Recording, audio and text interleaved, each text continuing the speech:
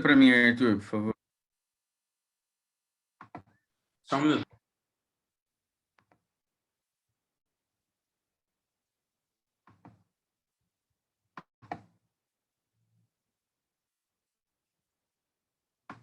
Pronto.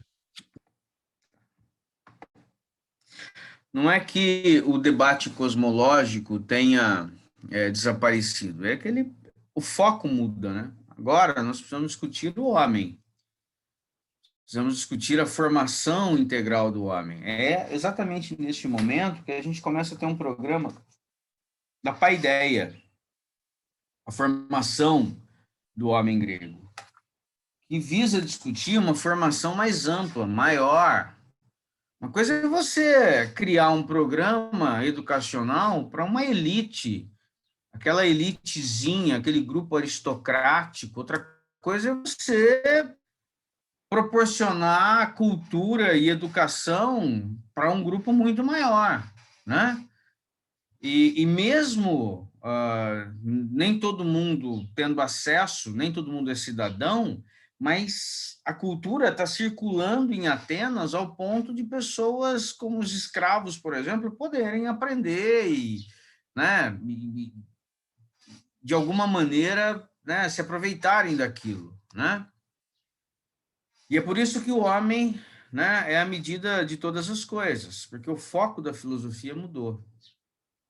Nós temos o Górgias de Leôncio, né, na Sicília, também há um diálogo dedicado a ele. Hípias de Elis, Trasímaco, Pródico, Hipódamos, entre tantos outros, né? Tal como aconteceu com os pré-socráticos, dos sofistas só nos restaram fragmentos de suas obras, e isso também os prejudica muito, né? Muito, por conta exatamente de que, né, as suas obras não sobraram. A gente conhece os sofistas muito, né, graças à tradição socrática. Então, como a tradição socrática, lógico, mostra como eles eram, né, mas apresenta a perspectiva socrática. Agora a gente tem pouco acesso ao que eles pensavam deles mesmos, né? O que eles produziam e coisa e tal. Isso acaba sendo um problema na hora da gente ter acesso, né, ao pensamento dos chamados sofistas. Bom, a palavra sofista, etimologicamente, vem de sofos, né, que significa sábio, né, o professor de sabedoria. Posteriormente, graças, inclusive, a esse debate com a tradição socrática, esse termo adquiriu um sentido pejorativo, né? Quem é o sofista? O sofista é aquele que emprega sofismas, né? Ou seja, alguém que usa de um raciocínio capcioso, usa de má fé, com a intenção de enganar, com a intenção né, se dar bem, ele tem interesses escusos. Então, no mundo filosófico, é preferível ter a mãe xingada, né, do que você ser chamado de sofista, né? Porque o sofista é aquele que se vale do sofisma, que é exatamente a sutileza do sofista, daquele que usa argumentos capciosos, né, não verdadeiros, para chegar aos seus objetivos, né? Há uma enorme diversidade teórica entre os pensadores reunidos sob a designação sofistas. Talvez o que possa identificá-los é o fato de serem considerados sábios e pedagogos. Vindos de todas as partes do mundo grego, desenvolvem um ensino itinerante pelos locais em que passam, mas não se fixam em lugar algum. Deve-se a isso o gosto pela crítica, o exercício do pensar, resultante da circulação de ideias diferentes. O Werner Jäger, tá? Ele diz assim,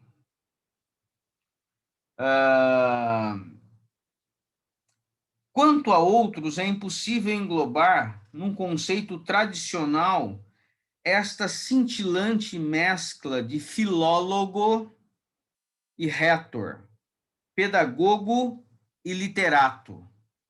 Não foi só pelo seu ensino, mas também pela integral atração do seu novo tipo espiritual e psicológico, que os sofistas foram considerados como as maiores celebridades do espírito grego de cada idade, onde por longo tempo deram o tom, sendo hóspedes prediletos dos ricos e dos poderosos, né? Ou seja, eles são celebridades no mundo antigo. Eles são uma mescla, como diz o Jäger, de filólogos, retors, pedagogos e literatos, né? Então, eles deixaram uma contribuição muito interessante no campo educacional. Eles forçaram o debate, né, para dizer, olha, é necessário educar. Agora, como educar? O que deve ser ensinado? O que pode ser ensinado? A areté deve ser ensinada? A virtude deve ser transmitida? Sim, mas qual delas? A gente está falando de areté ou a gente está falando de tecné? A gente está falando de virtude ou a gente está falando de técnica? O que vocês estão fazendo, sofistas, é ensinar técnicas de retórica. Vocês estão ensinando técnicas que estimulam as pessoas ao debate, mas um debate carregado de intenções capciosas, né? É como, às vezes, esses apologetas, né? Eu tenho uma forte crítica a essa tendência apologética da atualidade, porque ela é o espaço de muitos meninos que nunca leram um livro de teologia decente e eles ficam, né, nessa coisa da internet, que é o espaço, né, é a ágora virtual, ficam querendo mostrar sabedoria e debatem para cá e querem espizinhar os outros e humilhar os outros e, sabe, com uma apologética assim bastante frágil. Só eles acham que é forte, né? Só eles acham que é forte, porque de fato, né, eles.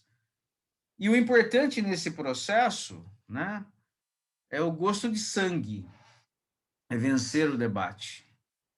É vencer o debate, é sair arrotando vitória. Ah, tá vendo? Eu venci, estou do lado do bem, eu tenho bons argumentos, a minha doutrina, sabe? Uma arrogância que, no fundo, só mostra, né, uma postura arrogante, viciada, pecadora, porque quem está, na verdade, sendo entronizado não é Jesus Cristo, né? É simplesmente o ego do sujeito. Quem está no trono é o ego do sujeito, não é Jesus, né? Então a gente percebe que tem muito. A temática sofista, ela existe em todos os tempos. Ela começa no mundo grego, mas ela não se esgota no mundo grego, né? Os sofistas, segundo o próprio Jäger, historiador da filosofia, que escreve a Paideia, escreve muitas outras obras, né? Os sofistas exercem influência muito forte, vinculando-se à tradição educativa dos poetas Homero e Hesíodo. Os sofistas deram importante contribuição para o ensino, formaram um currículo de estudos, né? Valorizaram a gramática, a retórica, a dialética, e por influência dos pitagóricos desenvolveram aritmética, geometria, astronomia, música. Quando a gente vai para a Idade Média, né? A gente está falando aqui em uns 1.400 anos depois, mais ou menos, quando as universidades nascem na Europa, a partir do século XI, século XII, a gente vai perceber que o programa educacional das universidades, 1.400 anos depois, recupera essa proposta curricular desenvolvida lá atrás pelos sofistas, para ver como que eles são importantes na área educacional. Porque a gente vai chamar isso na Idade Média de as 3 artes ou 4 artes. O trivium, né? A gramática, a retórica e a dialética, e o quadrivium, as 4 artes, a geometria, a astronomia, a música e a aritmética, tá? Então, não é de se desprezar né, a história dos sofistas. Eles têm um papel importantíssimo, né, na área educacional. O problema todo é que essa proposta educacional massificada dessas celebridades todas, né, porque eles são sujeitos ali, sujeitos vivendo, né, em função desse produto que vendem, o problema está exatamente aí. Para o escândalo de seus contemporâneos, costumavam cobrar por suas aulas, e por esse motivo Sócrates os acusa de prostituição. Lembre-se que Sócrates, por exemplo, é o sujeito que sai pelas praças, conversa com jovens, com velhos, com escravos, com homens livres, conversa com todo mundo, né? E, portanto, entende que o conhecimento não se vende. Os sofistas elaboraram o ideal teórico da democracia. Eles estão por trás desse processo todo. Uma democracia que era valorizada, né, pelos comerciantes em ascensão. Os interesses se opõem aos da aristocracia rural. Por isso que a democracia é uma forma de governo especial. Por que ela é especial? Porque ela, se não for bem cuidada, ela vira, por excelência, o espaço do sofista. Ela vira o espaço do mentiroso, do homem que produz discursos para ludibriar. Ela é o espaço do político astuto, né? Então, a democracia exige o tempo todo que você tome conta dela, que você instrua as pessoas, para que as pessoas não sejam vitimadas por discursos de ódio, discursos totalitários, discursos antidemocráticos, mesmo que venham embrulhados num discurso para salvar a democracia, né? Então, ou seja, é muito sério isso, muito. A exigência que os sofistas vêm satisfazer é de ordem essencialmente prática, voltada para a vida. Eles iniciavam os jovens na arte da retórica, instrumento indispensável na Assembleia Democrática, e os deslumbram com o brilhantismo no debate público, né? Essa coisa, nossa, olha que argumento, eu quero aprender isso. Tá, eu posso te ensinar a peso de ouro, né? Eu vou te ensinar cobrando muito. E assim, então, essas celebridades, né? Hoje em dia não é diferente, né? Hoje em dia a gente sabe que não é diferente. Qual é o Professor, problema? Só para completar. Qual é o problema? O problema é que, como eles precisavam vender técnicas de retórica, técnicas que impressionavam, técnicas que funcionassem, né, e causassem impacto no público, eles não estão interessados em aprofundar o debate. E quando você não aprofunda o debate, você fica na superficialidade, às vezes o berro funciona. Às vezes a habilidade de concatenar algumas palavras funciona. O problema é que quando você se depara com alguém, como um filósofo grego, como um Sócrates, como um Platão, que estão dispostos a pegar aquele argumento que você apresentou e né, confrontar aquilo, né, para refutar aquilo, você vai perceber que boa parte do seu argumento não se sustenta. Então, eles foram acusados de pronunciarem discursos vazios, de promoverem um relativismo em matéria de conhecimento. Por isso que eles são conhecidos como os grandes relativistas da história, né? No debate filosófico, eles são reconhecidos como relativistas. Por quê? Porque a verdade que eles anunciam em pé talvez não funcione para eles quando eles estiverem sentados. Então, a verdade é a conveniência. E aí vem o debate, né, com Sócrates, por exemplo, no Protágoras. A virtude pode ser ensinada? Bom, Protágoras vai dizer que sim.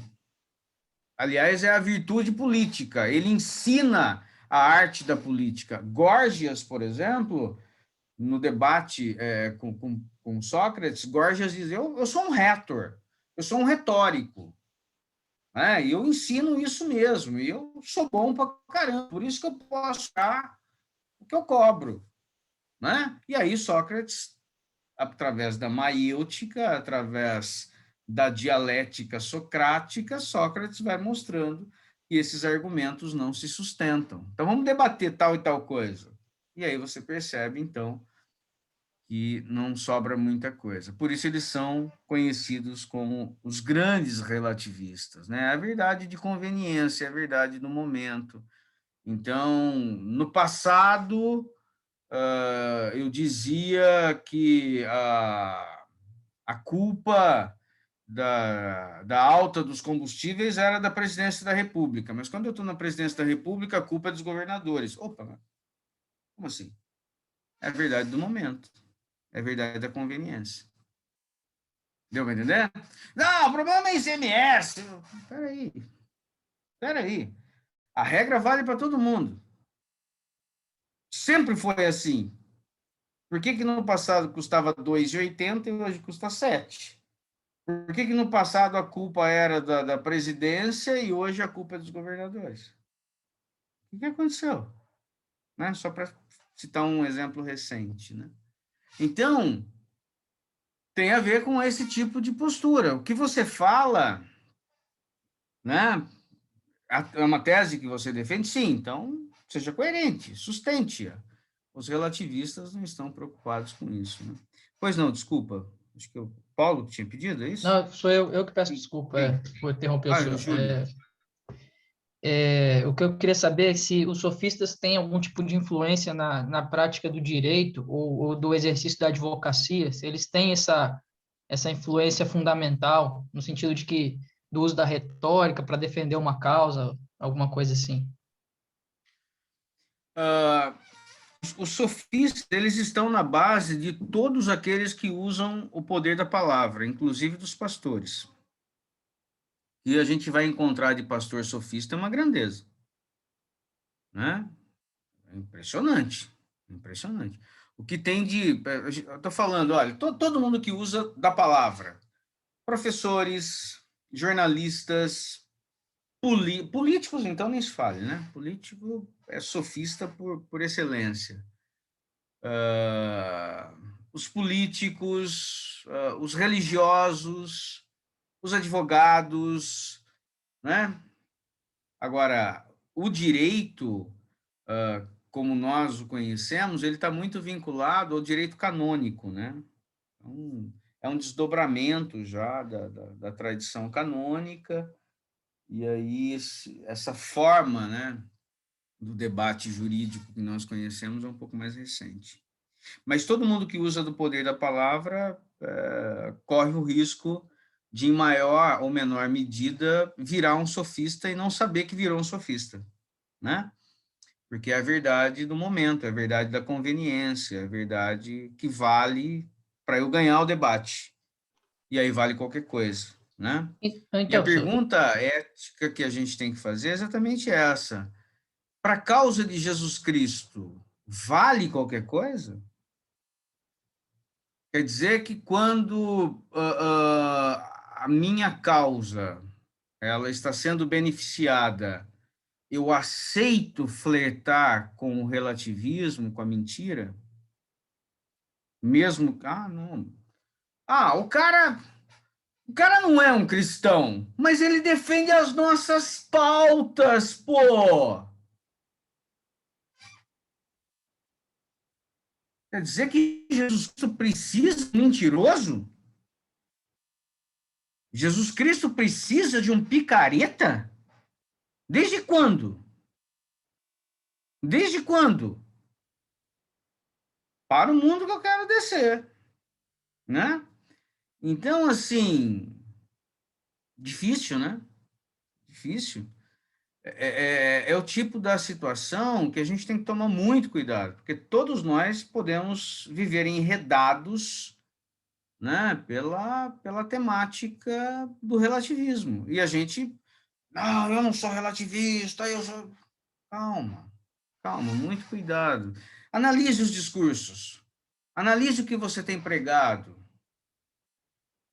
Existe um problema no ministério de todos nós. Às vezes, quando a gente não é suficientemente bíblico e a gente vira um pregador moralista, que é muito fácil cair, né?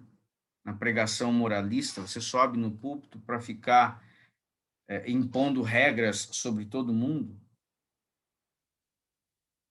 Se você for honesto com você mesmo, você vai perceber que você está pregando a mesma coisa, independente do sermão, independente do texto bíblico que você está usando. Né? Isso é muito sério. Isso é muito sério. Porque você optou pelo discurso moralista. E o discurso moralista cabe em qualquer lugar. Né? E aí o texto bíblico não importa. Né? Então, muito cuidado com isso. Né? Só, O sofismo, ou a sofística, ou ser um sofista, é algo mais fácil, é uma técnica mais simples do que a gente imagina. Ela está muito próxima daquilo que nós fazemos no dia a dia. Oi, pois não. não, só para surgir uma outra questão aqui. Dá para a gente afirmar, então, à luz de tudo isso que o senhor falou, sem entrar na questão de juízo de valor, assim, é só uma questão de dúvida mesmo, que os sofistas são responsáveis pelo desenvolvimento das técnicas de retórica? Dá para a gente fazer essa afirmação ou é ir longe demais? Eles têm um papel enorme, né, na organização da gramática, na organização daquilo que a gente poderia chamar muito, de maneira muito missionária, né, de filosofia da linguagem. Eles, eles estão vinculados a isso, né? Agora, o debate, ele é uma coisa antiquíssima, mas eles se ocupam disso de uma maneira sistemática, né? Tirando proveito disso, transformando isso num produto que custa e custa muito caro. Nesse sentido, a gente pode fazer essa afirmação. Não dá para a gente fazer afirmações muito categóricas, é preferível não, né? Mas, com certeza, eles têm um papel de grande relevância. Muito obrigado. Tá Professor, bom? Oi. eu tenho mais uma dúvida também em relação aos sofistas, nessa questão da verdade ser relativa.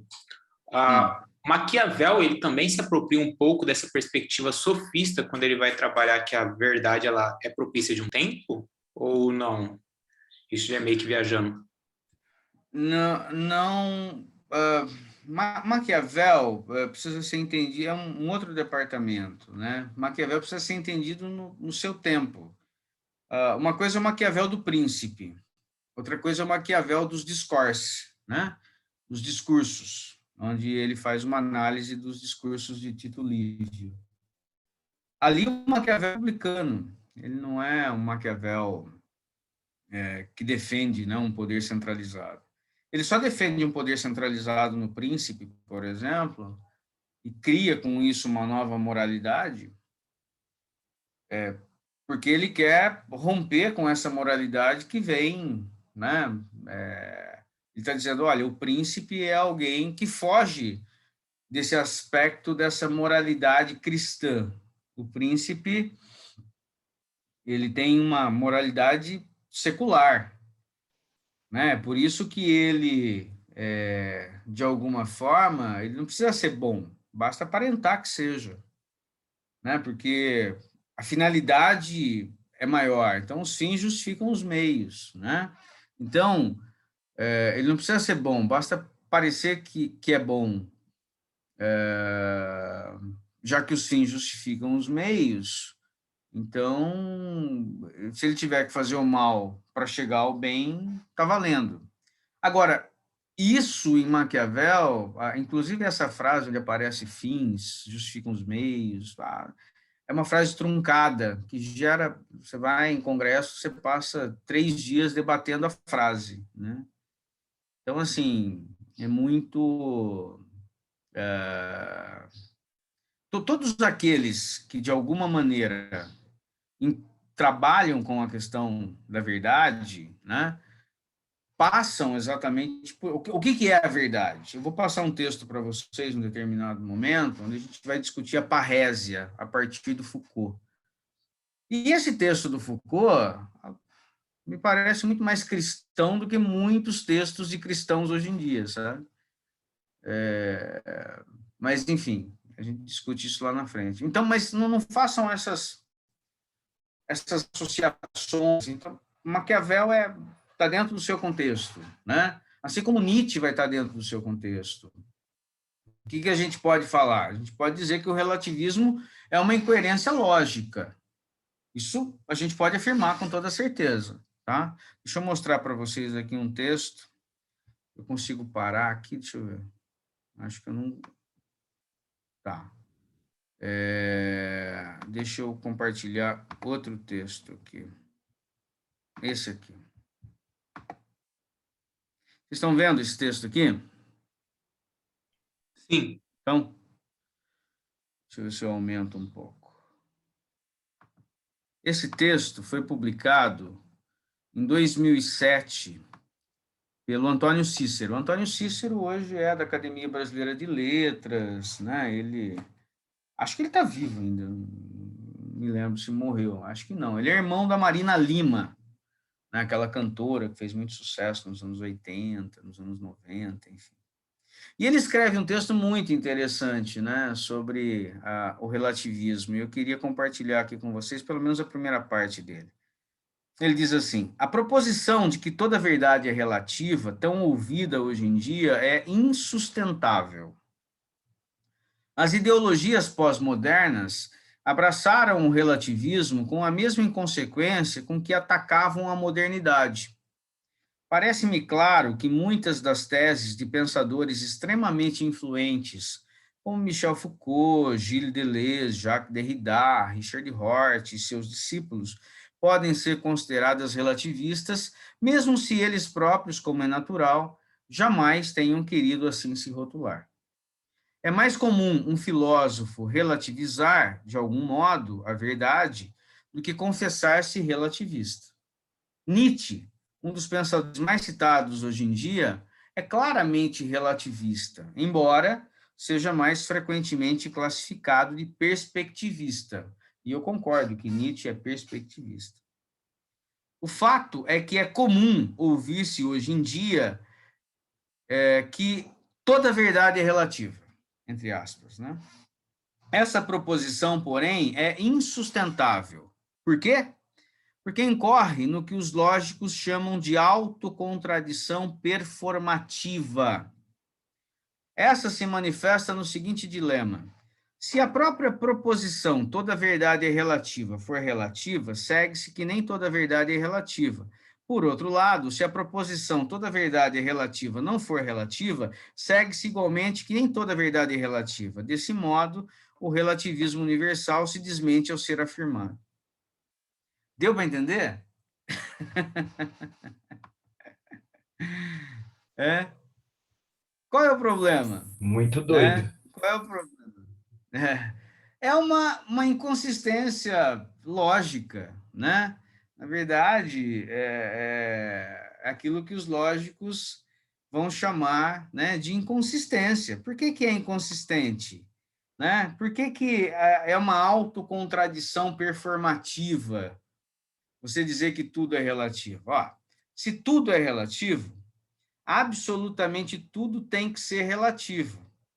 Inclusive esta frase. Por que esta frase que diz que tudo é relativo, somente ela, diz uma verdade absoluta? Não faz sentido. Ela é uma autocontradição, né? Ela se contradiz quando ela se afirma, né? Então, é uma autocontradição performativa. Então, o problema todo, né, desse relativismo tem a ver com a maneira, né? A maneira como a gente lida com essas questões todas. O relativismo, por exemplo, em matéria de ciência, ele é necessário, né? Numa certa medida. Por exemplo, quando eu quero fazer ciências humanas, eu preciso de categorias para dar conta dessa realidade. Quando o químico ou quando o biólogo ele estabelece o seu objeto, ele consegue separar o seu objeto e analisar o seu objeto de uma forma toda especial. Quando o sociólogo, por exemplo, quer analisar a sociedade é tão multifacetada que é impossível apreender a realidade do jeito que ela se apresenta, porque ela é, né, multifacetada. O que eu preciso? Eu preciso de um instrumento linguístico que dê conta de isolar alguns destes fenômenos. E aí eu uso a técnica weberiana dos tipos ideais. Eu crio um tipo ideal, né? Então, eu digo, olha, o brasileiro gosta de futebol. Mas isso é verdade? Todo brasileiro gosta de futebol? Não, a maioria. Então, eu crio um tipo idealizado, né? Um tipo mental, uma ideia, né? Mas uma ideia que tem um pé na realidade. Eu lanço luzes sobre algumas coisas, deixo outras na penumbra, né? Quando eu faço isso. Então, é uma tática. Por quê? Porque eu preciso relativizar o meu objeto. Eu não posso tomar o meu objeto na sua totalidade. Como dizer assim, o protestante. Qual protestante, cara pálida?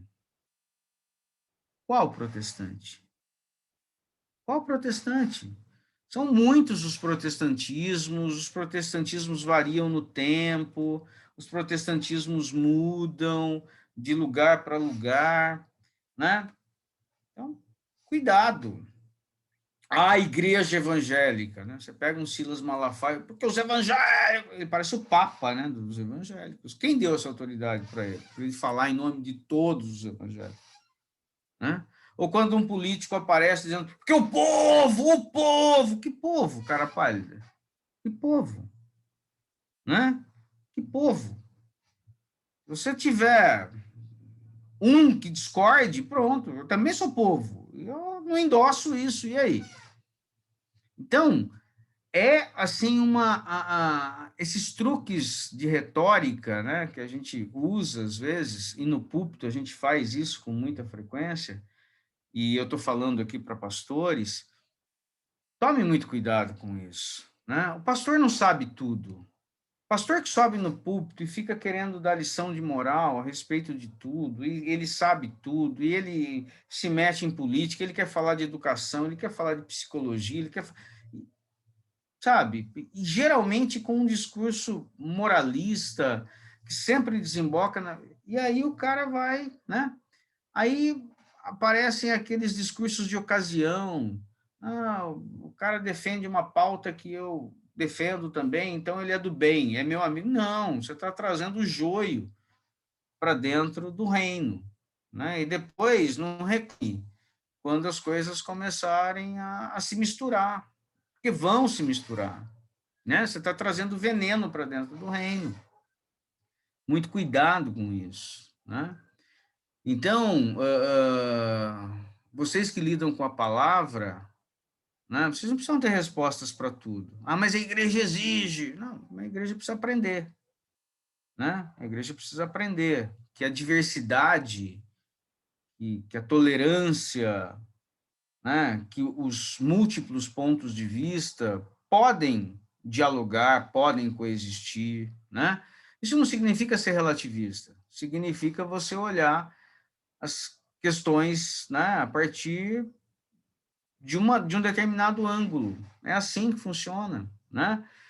Inclusive nessa questão perspectivista mesmo, né? Então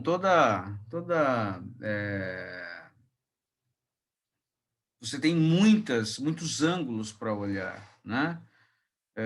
Todo ponto de vista é a vista de um ponto, né? Então dá para dialogar, né? Agora, uma coisa é você tentar impor isso sobre mim, outra coisa é a gente dialogar, a gente conviver com essas diferenças, né? Conviver com aquilo que aparentemente é um paradoxo, às vezes, né? Conviver com as ambivalências, né? Então, tá aí, né, o grande desafio proposto. Você tem uma verdade que você prega, que você considera absoluta, universal, mas mesmo esta verdade também comporta múltiplos pontos de vista, né? Essa semana eu estava meditando biblicamente, né, e fazendo alguns exercícios aqui. É impressionante, né? Se Deus quisesse um único evangelho, Deus poderia ter deixado um único evangelho. Mas ele permitiu 4. E 4 evangelhos que falam dos mesmos assuntos, 3 mais, né? São sinóticos, e um que tem uma outra pegada, que é João. Mas é impressionante como Deus preserva a diversidade de olhares, né? Dos evangelistas, inclusive. A partir da crítica da forma, a partir da crítica redacional, a gente sabe que Marcos é o primeiro evangelista. E como Marcos é o primeiro evangelista, e ele vai acumulando, né, esse material pré-evangélico, esse material que a gente não sabe necessariamente de onde veio, né, talvez dos Logia, né, da Fonte Q, de outras tradições, ele vai recolhendo tudo isso, da tradição oral, muita coisa que vem da tradição oral. Ele está 35, 40 anos depois do evento Jesus. E aí existem coisas assim maravilhosas que estão no texto e que a gente não percebe, né? Se você abrir lá no núcleo básico, né, que deve ter sido o ponto inicial do Evangelho, são os capítulos 14 e 15 de Marcos, porque Marcos inventa uma coisa nova, né? Marcos inventa o Evangelho enquanto gênero literário. O Evangelho que existe em Paulo, por exemplo, é uma coisa muito simples, muito prática. Paulo, em Romanos, diz, olha, não me envergonhe do Evangelho. O que é Evangelho para Paulo? Evangelho para Paulo é sair de lugar em lugar. Só Jesus Cristo morreu pelos seus pecados e ressuscitou para que você tenha a vida eterna. Esse é o Evangelho. O Evangelho não está escrito. O Evangelho, na tradição missionária da igreja primitiva, é um anúncio muito simples. Quando você resolve pegar isso e pegar esse núcleo da tradição pascal, Páscoa, morte, prisão, morte e ressurreição, e você pega esse anúncio e amplia esse anúncio, agora eu vou reunir todos os detalhes da vida de Jesus, ou aqueles mais interessantes, e vou, né, organizar isso como um evangelho. Ele cria moda. E quem vem depois dele se apropria, mas se apropria não para fazer um plágio, mas para ter um olhar diferente, né? Estava lendo no capítulo 14, né, de Marcos, capítulo 14 de Marcos, versículos 1 e 2, aí você tem versículo 2, versículo 3 até o versículo 9, que é a unção em Betânia. Essa história da unção em Betânia, muito provavelmente, é uma história, lógico, ela existiu. Marcos recebe esse material, ele tem que colocar em algum lugar. Ele coloca, até por conta do assunto, né, que é a respeito do sepultamento e coisa e tal, da história dessa mulher